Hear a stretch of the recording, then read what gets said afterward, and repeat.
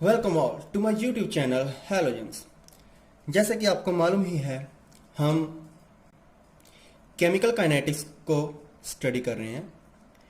पिछली वीडियो में हमने देखा था कि कौन से फैक्टर होते हैं जो हमारे किसी भी केमिकल रिएक्शन के रेट को अफेक्ट करते हैं और कुछ डेफिनेशंस को स्टडी किया था। अब हम इस वीडियो में न्यूमेरिकल्स को स्टडी करेंगे, न्यूमेरिकल्स सॉल्व करेंगे। सबसे पहले हमारे पास जो न्यूमेरिकल आ रहा है, ये न्यूमेरिकल आ रहा है। सबसे पहले क्या कह रहा है न्यूमेरिकल को, ध्यान से देखिए न्यूमेरिकल को। Right the rate of chemical reaction given below, right the rate of chemical reaction given below. हमारे पास जहां पे एक केमिकल रिएक्शन दी है, इसका रेट लिखना है अगर if it follows zero order first order. इसका हमने रेट लिखना है अगर दो कंडीशन दी है, अगर ये जीरो ऑर्डर फॉलो करे और फर्स्ट ऑर्डर फॉलो करे तो इसके क्या क्या रेट होंगे। आपको अगर याद हो तो मैंने रेट का आपको बताया था, हमारे पास रेट लॉ एक्सप्रेशन आता है जो हम एक्सपेरिमेंटली डिटरमिन करते हैं। वहां से हमें यह भी पता चलता है कि उसका ऑर्डर क्या है। जहां पे ऑलरेडी उसने दे ही दिया है कि जीरो ऑर्डर है और फर्स्ट ऑर्डर है, उसके लिए जस्ट हमने वैल्यूज ही लिखनी है। जैसे मैं इसको डिवाइड कर दूं,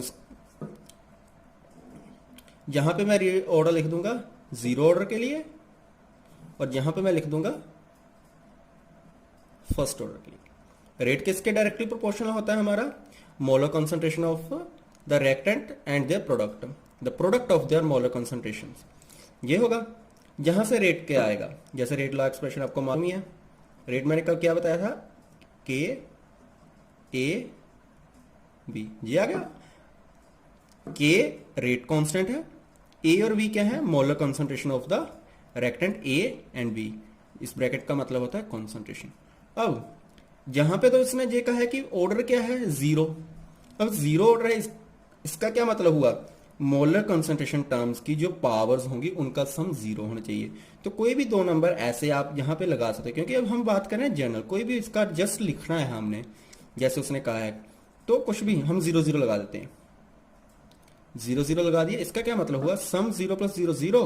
तो जहां पे क्या आएगा, rate R is equal to K. ये ऑर्डर आ गया, ऑर्डर नहीं, रेट आ गया if this reaction follows zero order. But in case of first order, अगर फर्स्ट ऑर्डर की बात करें तो यहां पे रेट क्या बनेगा, simple R is equal to K A B. ये लिख दिया।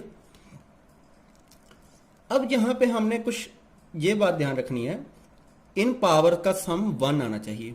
कैसे हो सकता है, कुछ भी लगा दो, 1/2 लगा दो, वन आ गया। जेबीस का ऑर्डर है, जेबीस का ऑर्डर रेट बन सकता है के ए बी।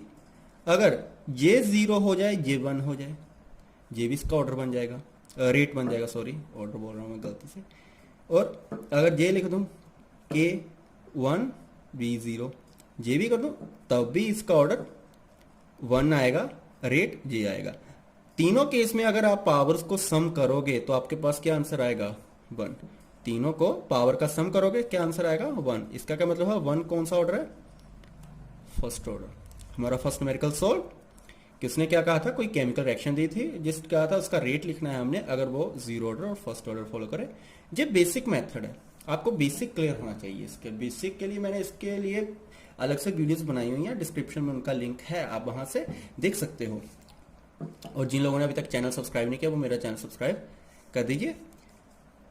अब हमारे पास आता है नेक्स्ट न्यूमेरिकल, ये वाला।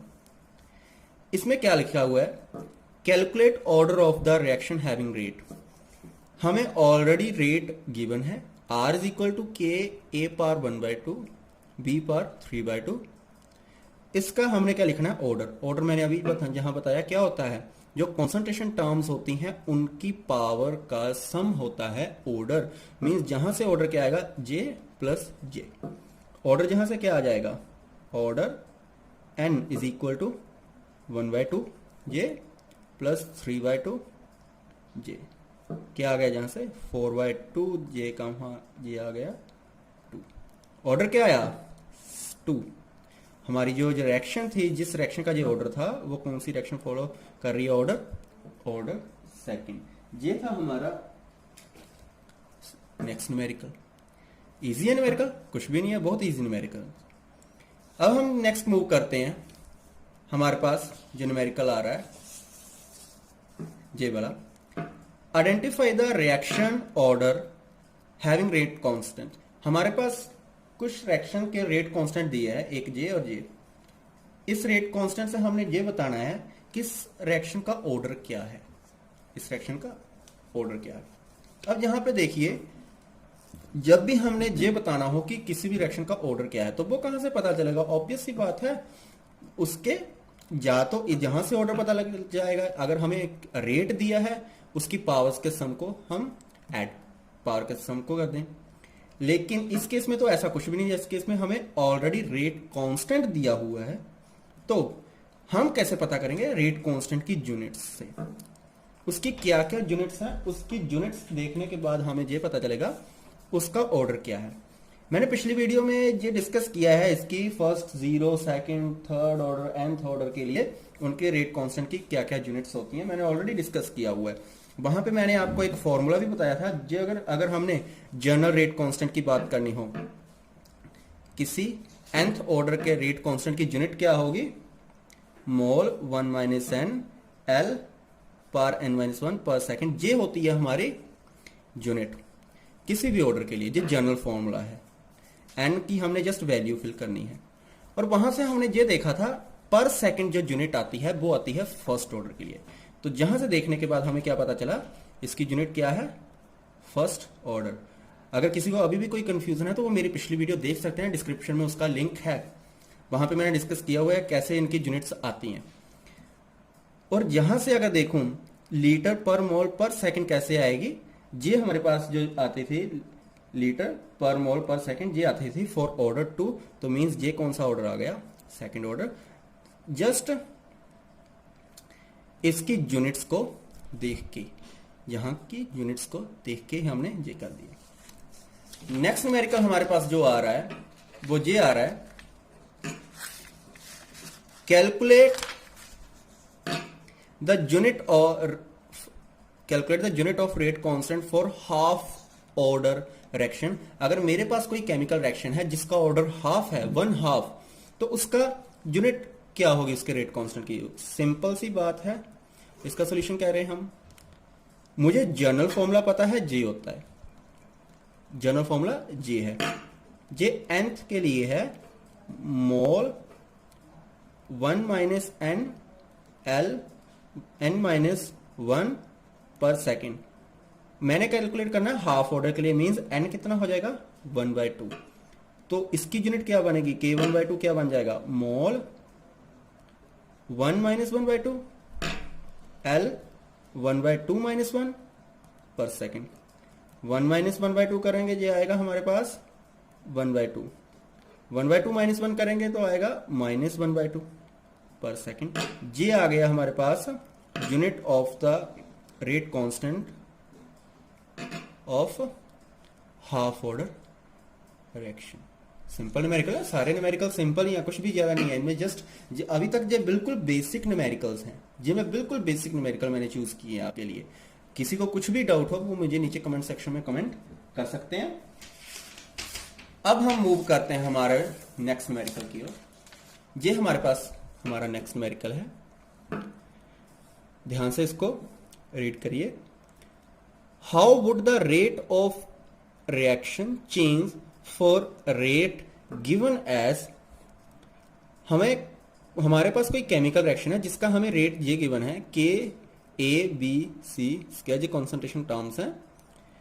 ये कह रहा है कि रेट इसका कैसे चेंज होगा अगर कुछ केसेस दिए है। फर्स्ट केस में concentration of A is doubled, concentration of C is half, concentration of A and C are tripled. हमें कुछ इसने कंडीशंस दिए हैं, तो उसके अकॉर्डिंग कह रहा है कि अगर ए की कॉन्सेंट्रेशन हम डबल कर दे तो उसके रेट को क्या इफेक्ट पड़ेगा, सी की हाफ कर दे तो इसके रेट को क्या इफेक्ट पड़ेगा, ए एंड सी की ट्रिपल कर दे तो इसके रेट को क्या इफेक्ट पड़ेगा, वो देखेंगे। अब हम करते हैं इसका सॉल्यूशन। इसमें अगर बात करें, मैं यहां पे मान लेता हूं जो मेरे पास कॉन्सेंट्रेशन टर्म्स हैं, मैं मान लेता हूं इसकी कॉन्सेंट्रेशन है, ये ऐसे इजी रहेगा करना। Let concentration of A is equal to a, B is equal to small b, C is equal to small c, तीनों की यूनिट क्या आ जाएंगी, मोल पर लीटर। जी हमने अज्यूम कर लिया तीनों की यूनिट अलग अलग मुझे लिखना पड़ेगा, ऐसे नहीं आप लिखेंगे, पहली बात है आपको अलग अलग यूनिट लिखनी पड़ेगी, मैं आपको समझाने के लिए ऐसे लिख रहा हूँ, ठीक है। अब क्या होगा, जहां से रेट क्या हो जाएगा हमारा, रेट आ जाएगा simply K A B C square. Simple है, क्या किया, ए को ए मान लिया, बी को बी मान लिया, सी को सी मान लिया स्मॉल में, तो उसको जस्ट यहां पे फिल कर दिया, यही आएगा। हाँ, अब हम आते हैं हमारा first case, A is double.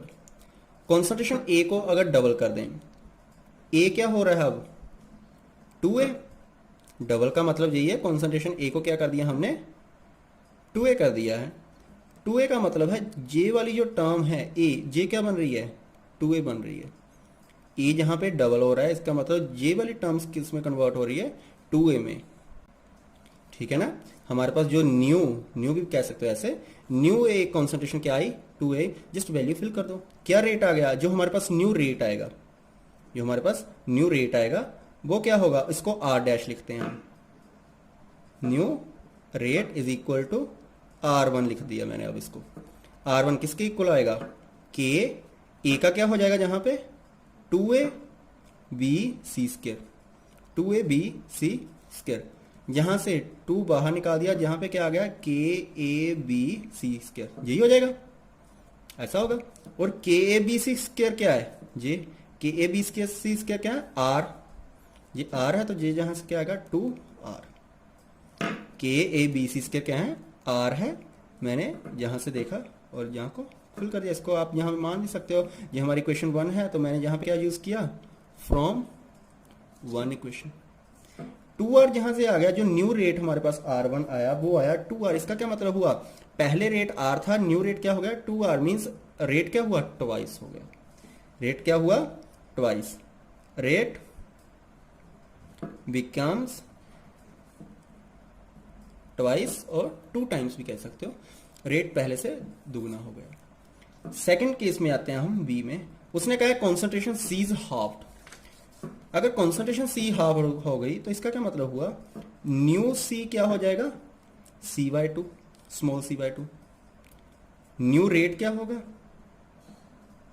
New rate इसको मान लेते हैं R2, R2 वो क्या हो जाएगा के ए बी c/2 स्क्वायर, ये क्या आ जाएगा जहां से K A B C square by 4, इस 4 को मैं अलग से लिखता हूं 1/4 into K A B C square, again K A B C square जैसे जहां पे आया था वो किसके इक्वल है आर का, अगेन वाई यूज 1 फ्रॉम 1, क्या आ जाएगा R2 R 1/4 R और R/4, जहां से क्या हुआ जो हमारा रेट था वो कितना हो गया 1/4 रह गया, रेट कितना हो गया हमारा 1/4, जो न्यू रेट था R2 था, न्यू रेट R2 वो किसके इक्वल आया, जो पहले वाला रेट था उसका 1/4 ऑफ द न्यू, ठीक। नेक्स्ट हमारे पास क्या आ रहा है, नेक्स्ट में हमें जहां पे कह रहा है concentration of A and C are tripled, A और सी को ट्रिपल कर दें तो क्या होगा, ये भी इजी है। हमारे पास सी पार्ट क्या कह रहा है, ए और सी को ट्रिपल कर दिया, न्यू ए क्या हो गया 3a, न्यू सी क्या हो गया 3c, न्यू रेट क्या हो जाएगा R3, वो किसके इक्वल आ गया के 3a b 3c स्क्वायर, जहां पे ध्यान रखना है 3c स्क्वायर है जहां पे, तो ये क्या होगा जहां से के 3a b, ये आ जाएगा जहां से 9c स्क्वायर, 9 3 27, ये आ जाएगा हमारे पास 27 K A B C square, again K A B C square किसके इक्वल है आर के, जहां पे लिखा हुआ है ना आर के, अगेन वाई यूज 1, जहां से R3 क्या आ जाएगा, R3 is equal to 27 R, means जो हमारा न्यू रेट है वो कितना हो जाएगा 27 टाइम्स इंक्रीज कर गया प्रीवियस रेट से। ये था सिंपल न्यूमेरिकल्स है, सिंपल न्यूमेरिकल्स हैं ये। अगर हम बात करें इसमें ही, ये तो हमारे न्यूमेरिकल्स हो गए, ठीक है, ज्यादा इसमें टफ नहीं है जो न्यूमेरिकल्स। एक हमारे पास और न्यूमेरिकल है, 6 न्यूमेरिकल में क्या कह रहा है, the rate of A gaseous reaction becomes half when volume of the vessel is doubled, what is the order of the reaction. इसका सॉल्यूशन की बात करें, इस न्यूमेरिकल को ध्यान से पढ़िए, क्या लिखा है इसने, the rate of A gaseous reaction becomes half when volume of the vessel is doubled, what is the order of the reaction. हमारे पास कोई केमिकल रिएक्शन हो रही है जिस वेसल में, अगर उस वेसल का जो हमारे पास वॉल्यूम को डबल कर दें तो उसका रेट हाफ हो रहा है, उसका रेट हाफ हो रहा है अगर वेसल का हम वॉल्यूम डबल कर दें। तो इसमें मैं क्या करूंगा, मैं मान लेता हूं जो भी केमिकल रिएक्शन है, जो भी केमिकल रिएक्शन है उसका रेट क्या है। मैं मान लेता हूं मेरे पास ये केमिकल रिएक्शन हो रही है ए टू प्रोडक्ट, ये मेरे पास कोई केमिकल रिएक्शन हो रही है, मैं मान लेता हूं, मैंने मान लिया I have this kind of reaction where a reactant is converting into products. Now from this equation, from this chemical equation, what can I say? I suppose it follow n order. I suppose it follow n order. That means its rate law expression will comes out to be rate R is equal to K A power n, यही होगा K A power n, n क्या है, n कोई भी इसका जो भी order होगा वो है, हमें नहीं मालूम क्या इसका ऑर्डर है, हमने इस मान लिया G n है, R is equal to K A power n, मैंने ये मान लिया 1। अब हम देखते हैं जो चेंज हुआ आफ्टर चेंज, क्या हमारे पास चेंज आया आफ्टर चेंज, क्या चेंज हुआ है, वेसल का वॉल्यूम डबल किया है, वेसल के वॉल्यूम को डबल कर दिया है, रेट हमारे पास हाफ हो गया है। आफ्टर चेंज न्यू रेट क्या है, न्यू रेट है जो पुराना रेट था आर, उसका हो गया हाफ, यही हुआ। अब जो मजेदार बात यहां पे ये है कि जब हमने वेसल को डबल कर दिया उसकी कॉन्सेंट्रेशन को क्या इफेक्ट पड़ा होगा, इंक्रीज होगी या डिक्रीज। आप सपोज करो आपके पास ऐसा कोई वेसल है इतना, अगर मैं इसका डबल कर रहा हूं, ये डबल कर दिया, यही हुआ। मेरे पास कोई वेसल था पहले जे वाला, इसको मैंने क्या किया डबल कर दिया तो जे बन गया। इसमें जो गैस फिल्ड थी, जो भी गैस फिल्ड थी, जो भी इसमें रिएक्टेंट थे, जब हमने इसको डबल कर दिया तो उस हिसाब से खुद सोचिए इसकी कॉन्सेंट्रेशन हाफ हो गई, कॉन्सेंट्रेशन हाफ हो गई। जहां पे ज्यादा कॉन्सेंट्रेशन है, जहां पे कम कॉन्सेंट्रेशन है, क्योंकि वॉल्यूम ही इसका डबल हो गया, वॉल्यूम डबल हो गया, अमाउंट जितनी थी उतनी रही, तो कॉन्सेंट्रेशन कम हो गई इसकी कॉन्सेंट्रेशन। तो न्यू कॉन्सेंट्रेशन क्या बनी, new concentration A becomes A/2, A becomes A/2 because अगर ये क्या हुआ, मैंने जैसे कहा डबल हुआ है वॉल्यूम, तो इसकी कॉन्सेंट्रेशन 1/2 कम होगी उससे।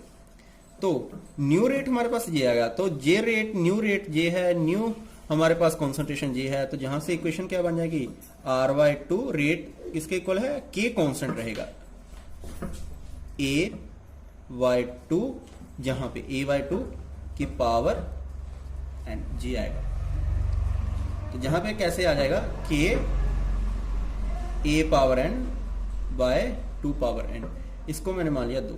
अब सिंपल है, 1/2 कर दो या 2/1 कर दो, जैसे आप करना चाहते हो वैसे कर दो।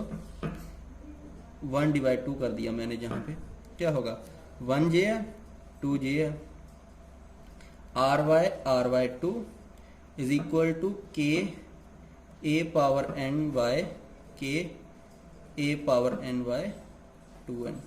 K A पावर से कैंसिल हो जाएगा, R से कैंसिल हो जाएगा, J2 ऊपर चला जाएगा, J2 भी 2 पावर n ऊपर आ जाएगा, जहां पे क्या बन जाएगा 2 is equal to 2 power n।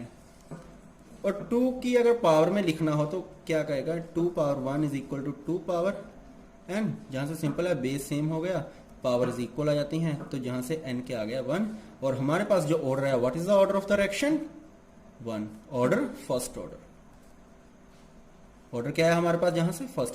फिर से सुनिए, इसमें जो न्यूमेरिकल बिल्कुल बेसिक है, बिल्कुल बेसिक मैथमेटिक्स ही है इसमें। जो जहां पे बात आपने ध्यान में रखनी है वो ये रखनी है, इसका जो वॉल्यूम था उसने कर दिया डबल। डबल वॉल्यूम करने का मतलब है उसकी कॉन्सेंट्रेशन कम हो जाएगी। कितनी कम होगी? जितना उसका वॉल्यूम उसने इंक्रीज किया है। अगर इसका वॉल्यूम थ्राइस करते तो कॉन्सेंट्रेशन इसकी कितनी हो जानी थी? 3 टाइम्स लेस हो जानी थी, 1/3 हो जाएगी। अगर सपोज करते हैं उसने जहां पे लिखा होता कि इसका वॉल्यूम इन्होंने रिड्यूस कर दिया है टू हाफ, अगर उन्होंने वॉल्यूम का जो बोला कि जो अगर वॉल्यूम जो है इसका वेसल का वो डबल करने के बजाय इन्होंने रिड्यूस कर दिया हाफ, तो उस वक्त जो कॉन्सेंट्रेशन, अब यहां से सोचिए, उस वक्त हम रिवर्स चलेंगे। अगर मेरे पास ये वेसल है, इस वेसल से मैं इस वेसल की तरफ आया, उस वेसल से इस वेसल की तरफ आया, इस वेसल में कितनी कॉन्सेंट्रेशन है? अब इस वेसल की कॉन्सेंट्रेशन है, जितनी भी कॉन्सेंट्रेशन होगी, सपोज करो ए है, तो जब हमने रिड्यूस कर दिया तो कितनी हो जाएगी? ये ज्यादा है, ये कम है, कम में कॉन्सेंट्रेशन हाई होगी, ज्यादा में कॉन्सेंट्रेशन कम होगी। तो अगर रिड्यूस किया है 1/2 तो इसकी कॉन्सेंट्रेशन होगी 2, डबल हो जाएगी। ये रिवर्स होता है। ये आपको जरा सा सोचना पड़ेगा, इस पर थोड़ा सा माइंड लगाना पड़ेगा अपना, ठीक है। अब हम नेक्स्ट न्यूमेरिकल की तरफ चलते हैं। जो हमारे पास ये न्यूमेरिकल है, इसमें क्या कहा है उसने? Ammonia and oxygen reacting as this, ammonia and oxygen are reacting as this. हमारे पास कोई केमिकल रिएक्शन दी है, इस तरह से जो रिएक्शन कर रहे हैं। It is found that the rate of formation of NO, rate of formation of NO is 3.6 × 10⁻³ मोल पर लीटर पर second. Calculate rate of disappearance of ammonia, rate of formation of water. ये हमने ये कैलकुलेट कर, ठीक है, हमने ये दोनों चीजें कैलकुलेट करनी है। लेकिन अब हम इसकी केमिकल रिएक्शन को देखें। क्या रिएक्शन है मेरे पास? NH3 गैसियस स्टेट में है, ऑक्सीजन गैसियस स्टेट में है, रिएक्शन कर रहे हैं, वाटर भी गैसियस स्टेट में ही है। अब आप ध्यान से देखिए, ये रिएक्शन बैलेंस नहीं है। सबसे पहला काम हमारा क्या है? बैलेंसिंग का। अब मैं बैलेंसिंग तो नहीं बताऊंगा कैसे, अगर जब हम बैलेंस करेंगे तो हमारे पास बैलेंसिंग ऐसे आ जाएगी, जहां पे 4 5 4 6, ठीक है। आप प्रैक्टिस कर सकते हैं इसकी बैलेंसिंग बिना मेरे ये देखे, ठीक है। आप खुद भी एक बार ट्राई करिए, क्योंकि अगर मैं बैलेंसिंग करूंगा तो इस वीडियो की लेंथ और ज़्यादा लंबी हो जाएगी, इससे टाइम वेस्ट ही होगा। अब हम बात कर रहे हैं, उसने कहा है rate of disappearance of ammonia calculate करना है, rate of formation of water calculate करना है। हमें गिवन क्या है? गिवन हमें ये है rate of formation of NO। NO का फॉर्मेशन रेट हमें गिवन है, मींस DNO/dt। आपको बताया था ना, रेट हम ऐसे लिखते हैं, rate of formation of NO कितना है? 3.6 × 10⁻³ मोल पर लीटर पर सेकेंड। फॉर्मेशन है, जहां पे साइन क्या आएगा? पॉजिटिव आएगा। आपको बताया था ना। अब कह रहा है कि इसमें कैलकुलेट करना है rate, rate of formation of, हमें NO दिया है, rate of disappearance of ammonia calculate करना है। सबसे पहले मैं इसकी रेट लॉ एक्सप्रेशन रेट लिखता हूं, जो हमने रेट आपको बताया था, इंस्टेंटेनियस रेट हम कैसे लिखते हैं वो देखेंगे। अब ये वाले कैसे बताए थे मैंने? NH3, जी मैंने ऑलरेडी वीडियो में डिस्कस कर दिया है, इसकी अलग से मैंने वीडियो बनाई है, डिस्क्रिप्शन में उसका लिंक है, आप वहां से देख सकते हो उस वीडियो को। DNH3 is equal to DO2 dt DNO dt DH2O dt। और मैंने ये भी बताया था रिएक्टेंट के हम क्या करते हैं, जो इसके कोफिशिएंट होते हैं स्टोइचियोमेट्रिक कोफिशिएंट्स, वो डिवाइड में जाते हैं। जहां पे कितना जाएगा?